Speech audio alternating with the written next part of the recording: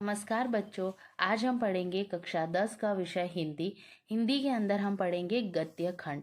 आपका आज से यहाँ पर नए वर्ष का नया अभ्यास शुरू होता है। ठीक है, तो पहला हम पढ़ेंगे गद्य खंड। गद्य के अंदर आपकी कहानियाँ होती है। तो आज हम कक्षा 10 के विषय हिंदी के अंदर गद्य खंड का पाठ 10 पढ़ेंगे। कौन सा पाठ पढ़ेंगे? पाठ 10। तो चलिए शुरू करते हैं पाठ 10। पाठ 10 जिसके लेखक कौन है? स्वयं प्रकाश। और आपको एक चीज़ याद रखनी है, जो गद्य है, गद्य हमेशा लेखक लिखते हैं और पद्य हमेशा कवि। ठीक है, तो इसके लेखक कौन है? स्वयं प्रकाश। तो पहले हम लेखक का परिचय पढ़ते हैं। स्वयं प्रकाश का जन्म सन 1947 में इंदौर मध्य प्रदेश में हुआ था। मध्य प्रदेश में एक जगह इंदौर, उनमें 1947 में इस पाठ के नेताजी का चश्मा, आपका पाठ का नाम है, उनका जन्म हुआ था। स्वयं प्रकाश जो लेखक है उनका मैकेनिकल इंजीनियरिंग की पढ़ाई करके एक औद्योगिक प्रतिष्ठान में नौकरी करने वाले स्वयं प्रकाश का बचपन और नौकरी का बड़ा हिस्सा राजस्थान में बीता। अब इन्होंने क्या किया था? मैकेनिकल इंजीनियरिंग की पढ़ाई कर रहे थे और इन्होंने उद्योगों के अंदर बहुत अच्छी नौकरी की और नौकरी बचपन से ही वो करते थे। और इनका एक बहुत अच्छा, बहुत बड़ा हिस्सा जीवन का कहाँ बीता? राजस्थान में, जबकि इनका जन्म मध्य प्रदेश में हुआ था। फिलहाल स्वैच्छिक सेवानिवृत्ति के बाद वे भोपाल में रहते हैं। अभी वो कहाँ रहते हैं? भोपाल में। और वसुधा पत्रिका के संपादक से जुड़े। वसुधा एक पत्रिका, पता है आपको, आती है अलग अलग पत्रिका, उसके संपादन में। 8वें दशक में उभरे स्वयं प्रकाश आज समकालीन कहानी के महत्वपूर्ण हस्ताक्षर है। उनके 13 कहानी संग्रह प्रकाशित हो चुके। इनके कितने? 13। कौन कौन से? सूरज कब निकलेगा, आएंगे अच्छे दिन भी, आदमी जात का आदमी और संधान उल्लेखनीय है। उसके अंदर ये आपको जो नाम दे रखे वो उन 13 कहानियों में से बहुत अच्छे हैं। उनके बीच में विनय और ईंधन उपन्यास भी चर्चित है। उन्हें पहल सम्मान, बनमाली पुरस्कार, राजस्थान साहित्य अकादमिक पुरस्कार आदि पुरस्कारों से पुरस्कृत किया गया। ये सारे पुरस्कार लेखक को दिए जाते हैं। मध्यवर्गीय जीवन में कुशल चितेरे स्वयं प्रकाश की कहानियों में वर्ग शोषण के विरुद्ध चेतना है। अब ये भी मध्यम वर्गीय थे, तो जो मध्यम वर्गीय और उससे छोटे कुल के लोगों का, वर्गों का जो शोषण होता था, उनके बारे में भी बताते थे। तो हमारे सामाजिक जीवन में जाति, संप्रदाय और लिंग के आधार पर हो रहे भेदभाव के खिलाफ प्रतिकार का स्वर भी थे। ये उसका भेदभाव के खिलाफ लड़ने भी चाहते थे। रोचक किस्सा गोई शैली में लिखी गई उनकी कहानियां हिंदी की वाचिक परंपरा को समृद्ध करती हैं। अब देखो, आज की जो कहानी है उसका कुछ परिचय पढ़ते हैं। चारों ओर सीमाओं से घिरे भूभाग का नाम ही देश नहीं। अब चारों ओर जो सीमाएं होती है, ये चारों ओर की सीमा, उसके बीच में कोई भूभाग है तो वो हमारा देश नहीं है। देश बनता है उसमें रहने वाले नागरिकों, नदियों, पहाड़ों, पेड़ पौधों, वनस्पतियों, पशु पक्षियों और इन सब से प्रेम करने तथा समृद्धि के लिए प्रयास करने का नाम देशभक्ति। अब ये क्या बोल रहे? देश कब बनता है? जब उसके अंदर रहने वाले नागरिकों की समृद्धि होती है। वह पहाड़ों, नदियों, पेड़ पौधों, निर्जीव सजीव सारी वस्तुओं से क्या करता हो? प्रेम करता हो। नेताजी का चश्मा कहानी कैप्टन चश्मे वाले के माध्यम से देश के करोड़ों नागरिकों को योगदान को रेखांकित करती है। अब यहाँ पर नेताजी का जो चश्मा कहानी है वो क्या करती है बच्चों? करोड़ों जो नागरिक हैं उनको देशभक्ति की भावना सिखाती है, जो इस देश के निर्माण में अपने अपने तरीके से सहयोग करे कि भी आप देश के निर्माण के समृद्धि के लिए अपना सहयोग दीजिए। कहानी यह कहती है कि बड़े ही नहीं, बच्चे भी शामिल होने चाहिए। कहानी में क्या है? बड़े तो बड़े, बच्चों को भी इसके अंदर शामिल करना चाहिए। तो चलिए अब हम शुरू करते हैं। तो देखो, आपका पाठ का नाम है नेताजी का चश्मा। शुरू करते हैं। हालदार साहब को हर 15वें दिन कंपनी के काम के सिलसिले में उस कस्बे से गुजरना पड़ता था। यहाँ एक कस्बे की बात है और हालदार एक बड़े साहब थे जो हर 15वें दिन, मतलब 15 दिन में वहाँ पर कंपनी के काम से उस कस्बे में से गुजरते थे। कस्बा बहुत बड़ा नहीं था। अब कस्बा क्या होता है बच्चों? छोटी सी जगह होती है जिसे पक्का मकान कहा जा सके वैसे कुछ ही मकान, और जिसे बाजार कहा जा सके वैसा एक ही बाजार था। वहाँ पर पक्के मकान बहुत कम थे उस कस्बे में, और एक ही वहाँ पर क्या था? बाजार था। कस्बे में एक लड़कों का स्कूल, ठीक है, एक लड़कियों का स्कूल, एक सीमेंट का छोटा सा कारखाना, 2 ओपन एयर सिनेमा घर और एक दो, ठीक है, एक दो नगर पालिका भी थी। ठीक है, अब ये क्या बोल रहे हैं कि कस्बों में लड़कों का अलग विद्यालय था, लड़कियों का अलग विद्यालय था, एक सीमेंट बनाने का कारखाना था, ओपन एयर सिनेमा घर मतलब ओपन पर्दे लगे हुए थे, और ऐसे क्या है नगर पालिका और वहाँ पर थी। नगर पालिका थी तो कुछ ना कुछ करती भी रहती थी। वह नगर पालिका का काम तो होता ही है सड़क सही करवाना वो सब। कभी कोई सड़क पक्की करवा दी, कभी कोई पेशाब घर बनवा दिया, अब उनका काम यही होता है। कभी कबूतरों की छतरी बनवा दी, तो कभी कवि सम्मेलन करवा दिए। ये सारे काम नगर पालिका करती थी, जैसे अपने यहाँ करते हैं। इसी नगर पालिका के किसी उत्साही बोर्ड या प्रशासनिक अधिकारी ने एक बार शहर के मुख्य बाजार में मुख्य चौराहे पर नेताजी सुभाष चंद्र बोस की एक संगमरमर की प्रतिमा लगवा दी। अब इस कस्बे के अंदर यहाँ पर क्या किया, देखो मैं आपको यहाँ पर चित्र में बताती हूँ। यहाँ पर सुभाष चंद्र बोस की प्रतिमा बनाई एक चौराहे पर। आप देखते हो ना चौराहे पर, हमारे यहाँ पर भी होती है। उनकी याद में हम क्या करते हैं, जो प्रसिद्ध व्यक्ति होते हैं उनकी याद में उनकी प्रतिमा बनवाते हैं, तो वैसे ही वो नगर पालिका के कोई बड़े अध्यक्ष होंगे, उन्होंने बनवाई। यह कहानी उस प्रतिमा के बारे में ही है। प्रतिमा मतलब मूर्ति, बल्कि उससे भी एक छोटे से हिस्से के बारे में। तो चलिए अब शुरू करते हैं। पूरी बात तो अब पता नहीं, पूरी बात तो पता नहीं थी, लेकिन लगता है कि देश में अच्छे मूर्तिकारों की जानकारी नहीं होने और अच्छी मूर्ति की लागत, अनुमान और उपलब्ध बजट के कहीं बहुत ज़्यादा होने के कारण काफ़ी समय उहापोह और चिट्ठी पत्री के बर्बाद हुआ होगा।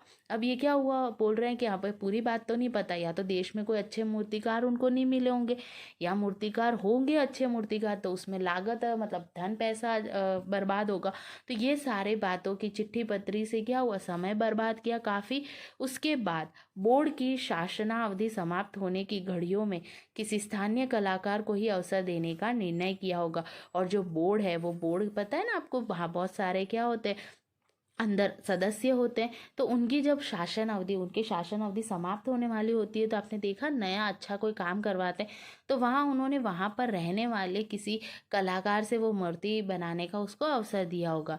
अंत में कस्बे के इकलौते हाई स्कूल के इकलौते ड्राइंग मास्टर, अब एक उसी कस्बे के एक ड्राइंग मास्टर थे, इकलौते थे, जिन मान लीजिए ठीक है, उनको दिया होगा। उनका नाम क्या था, मोतीलाल जी को यह काम सौंप दिया गया होगा। क्यों सौंप दिया गया होगा, क्योंकि वो ड्राइंग मास्टर थे जो महीने भर में मूर्ति बनाकर पटक देने का विश्वास दिला रहे थे। उन्होंने क्या कहा कि मैं 1 महीने में ये मूर्ति बनाकर दे दूंगा। जैसा कि कहा जा चुका है, मूर्ति संगमरमर की थी। मूर्ति किसकी थी बच्चों, संगमरमर की बनी हुई। टोपी की नोक से कोट के दूसरे बटन तक कोई 2 फुट लंबी। अब वो मूर्ति कैसी थी, उनकी टोपी से लेकर उनके जो बटन होता है ना वो पहनते थे, उसके 2 फुट ऊंची, जिसे कहते हैं बस्ट। और सुंदर थी, कैसी थी, सुंदर, बहुत अच्छी थी। नेताजी सुंदर लग रहे थे। नेताजी क्या लग रहे थे, बड़े सुंदर। आपने भी मूर्तियां देखी है ना चौराहे पर, कुछ कुछ मासूम और कमसीन, कुछ कुछ अच्छे से मासूम से लग रहे थे। फौजी वर्दी में थे। उनको कैसी वर्दी पहनाई थी, फौजी। मूर्ति को देखते ही दिल्ली चलो तुम मुझे खून दो वगैरह याद आने लगा। उन्होंने नारा दिया था ना कि दिल्ली चलो तुम मुझे खून दो, मैं तुम्हें आज़ादी दूंगा। ये सारे नारे उनके हमको याद आने लगे, ऐसा हालदार साहब ने कहा। इस दृष्टि से यह सफल और सराहनीय प्रयास था। और इस दृष्टि से ये क्या था, सफल था और सराहनीय प्रयास था। केवल एक चीज की कसर थी। क्या एक चीज की कसर थी, जो देखते ही खटकती थी, जो उनको देखते ही क्या हुई, बहुत खटकी। नेताजी की आंखों पर चश्मा नहीं था। अब एक ही चीज की कसर थी जो उनके आंखों पर बहुत खटकी। किसके, हालदार साहब के, कि भाई नेताजी के आंख पर क्या नहीं था, चश्मा। इसीलिए इस पाठ का नाम क्या रखा है, नेताजी का चश्मा। यानी चश्मा तो था लेकिन संगमरमर का नहीं था। चश्मा तो था लेकिन उन्होंने संगमरमर का नहीं बनाया था।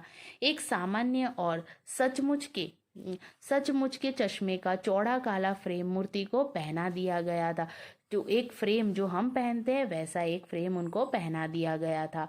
हालदार साहब जब पहली बार इस कस्बे से गुजरे और चौराहे पर पान खाने रुके, तभी उन्होंने इसे लक्षित किया। लक्षित करना मतलब देखा, कि जब वो पहली बार हालदार साहब उस चौराहे से गए, मूर्ति को देखा, तो उसके ऊपर चश्मा संगमरमर का नहीं था। उनके चेहरे पर एक कौतुक भरी मुस्कान फैल गई। कौतुक भरी मतलब एकदम ऐसी व्याकुल वाली मुस्कान। वाह भाई, ये आइडिया भी ठीक है, बहुत अच्छा आइडिया जिसने भी किया। मूर्ति पत्थर की लेकिन चश्मा रियल। बोले मूर्ति पत्थर की लेकिन उस पर चश्मा कैसा है, रियल है, मतलब वास्तविक है। जीप कस्बा छोड़कर आगे बढ़ गई तब भी हालदार साहब इस मूर्ति के बारे में सोचते रहे। अब उन वो मूर्ति के बारे में सोच रहे थे कि मूर्ति संगमरमर की, चश्मा एकदम रियल कैसे, एकदम क्या रियल कैसे। और अंत में इस निष्कर्ष पर पहुंचे कि कुल मिलाकर कस्बे के नागरिकों का यह प्रयास सराहनीय ही कहा जाना चाहिए। भाई इस कस्बे के जो नागरिक होंगे उन्होंने ये प्रयास किया होगा। महत्व मूर्ति के रंग रूप या कद का नहीं है, उस भावना का है, वरना तो देशभक्ति भी आजकल मजाक की चीज होती है। वो क्या बोल रहे हैं कि महत्व मूर्ति के रंग रूप का नहीं है, भले वो कैसी भी बनी हो, लेकिन आज भी देश में देशभक्ति है। क्यों? क्योंकि नेताजी के चश्मे हैं, अगर वो कोई भूल गया टूट गया तो भी किसी ने उनको चश्मे पहनाए, तो देशभक्ति आज भी हमारे देश में है, ऐसा हालदार साहब सोचने लगे। दूसरी बार जब हालदार साहब उधर से गुजरे तो उन्हें मूर्ति पर कुछ अंतर दिखाई दिया। अब जब वो दूसरी बार आए तो उन्होंने सोचा कि पहली बार कुछ अभी कुछ ऐसा उनको कुछ अंतर दिखाई दिया, फर्क दिखाई दिया। ध्यान से देखा तो पाया कि चश्मा दूसरा था। उन्होंने देखा कि पहले चश्मा दूसरा था, अभी दूसरा है। पहले मोटे फ्रेम वाले चौकोरों चश्मा था, अब तार वाले फ्रेम वाला गोल चश्मा है। हालदार साहब का कौतुक और बढ़ा, वो और उनको इच्छा हो गई, कौतुक मतलब इच्छा, और उनकी इच्छा बढ़ गई कि वाह भाई क्या आइडिया है, मूर्ति कपड़े नहीं बदल सकती। हालदार साहब, ठीक है, फिर हालदार साहब को और कि भाई क्या है, मूर्ति तो कपड़े नहीं बदल सकती लेकिन चश्मे तो बदल सकती है, ऐसी कैसी मूर्ति है। तीसरी बार फिर नया चश्मा, फिर वो तीसरी बार उस कस्बे से गुजरे तो फिर नया चश्मा। हालदार साहब की आदत पड़ गई हर बार कस्बे से गुजरते समय चौराहे पर रुकना। अब हालदार साहब की एक आदत पड़ गई, हर बार वो कस्बे से जाते थे उस चौराहे पर रुकते थे जहाँ मूर्ति थी, वहाँ एक पान की दुकान थी, पान खाना, मूर्ति को ध्यान से देखना। एक बार जब कौतूहल दुर्दयमय हो उठा, मतलब एक बार जब वो उनकी इच्छा बहुत ज्यादा हो गई तो उन्होंने पान वाले से पूछ ही लिया, क्यों भाई क्या बात है। उन्होंने उस पान वाले से पूछा, क्यों? क्योंकि पान वाला तो वहां का वहीं रहता था, कि क्या बात है, यह तुम्हारे नेताजी का चश्मा हर बार बदल कैसे जाता है। बोले ये नेताजी का चश्मा हर बार कैसे बदल जाता है, जब मैं आता हूँ तब नया चश्मा होता है। पान वाले ने खुद के मुंह में पान ठूसा था, ठूसे का मतलब खाया था। वह एक काला मोटा और खुश मिजाज आदमी था। वो कैसा था? काला सा था, बहुत मोटा था, खुश मिजाज मतलब खुश रहने वाला व्यक्ति था। हालदार साहब का प्रश्न सुनकर वह आंखों ही आंखों में हंसा, और हालदार साहब का उसने प्रश्न सुना और वो आंखों ही आंखों के अंदर हंसने लगा। उसकी तौंद थिरकी, तौंद मतलब आपने देखा जो पेट बढ़ जाता है हम उसे तौंद कहते, थिरकना मतलब जो वो हंस रहा था तो उसकी तौंद हिल रही थी। पीछे घूम कर उसने दुकान के नीचे पान थूका और अपनी लाल काली बत्ती सी दिखाकर, पान खाते तो लाल हो जाती है ना आपके जो दांत है, तो उसको इसने कहा बत्ती सी दिखाकर बोला, कैप्टन चश्मे वाला करता है। भाई कौन करता है? कैप्टन चश्मे वाला। क्या करता है? हालदार साहब कुछ समझ नहीं पाए। फिर उन्होंने, हालदार साहब ने पूछा क्या करता है, मेरे को कुछ समझ में नहीं आया। चश्मा चेंज करता है। पान वाले ने समझाया कि वो रोज नया चश्मा लगाता है। क्या मतलब? क्यों चेंज कर देता है? अब वो बोलता है इसका क्या मतलब, क्यों वो रोज बदल देता है? चेंज का मतलब होता है आपका बदलना। तो बोला क्यों बदल देता है? हालदार साहब अब भी नहीं समझ पाए। कोई ग्राहक आ गया समझो। फिर पान वाला कहता है कि कोई ग्राहक आ गया चश्मे वाले के पास, उसको चौड़े चौखट चाहिए, तो कैप्टन किधर से लाएगा। बोले अगर उसने ना चौकोर चाहिए, ऐसे चौकोर चश्मे चाहिए, ऐसे चौकोर वाले, तो बोले वो कहाँ से लाएगा। इसलिए बोले वो क्या करता है, किधर से लाए, तो उसको मूर्ति वाले दे दिया। तो उसने ना उसको मूर्ति से उतार कर दे दिया, उधर दूसरा बिठा दिया।